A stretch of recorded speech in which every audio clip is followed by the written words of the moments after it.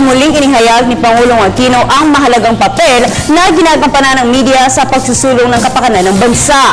Inihayag ito ng Pangulo sa managers meeting ng Radio Mindanao Network sa Malacanang. Ito ay sa pangunguna ni Communications Secretary Hermenio Coloma at RMN Chief Executive Officer Eric Canoy. Ayon sa Pangulo, naging epektibong katuwang ng gobyerno ang mga mamamahayag upang may pabatid sa publiko ang mga reforma sa bansa sa ilalim ng kasalukuyang administrasyon. Umaasa ang Pangulo na magpapatuloy ang patas at responsableng pamamahayag ng mga kagawad ng media. Nagawa natin itulong sa patas sa bandas ang dating bago-bago at pagtutot ng sistema ng pamanan. Napigilan din natin ang patuloy na pag-aangero ng mga lagwang sa lipunan.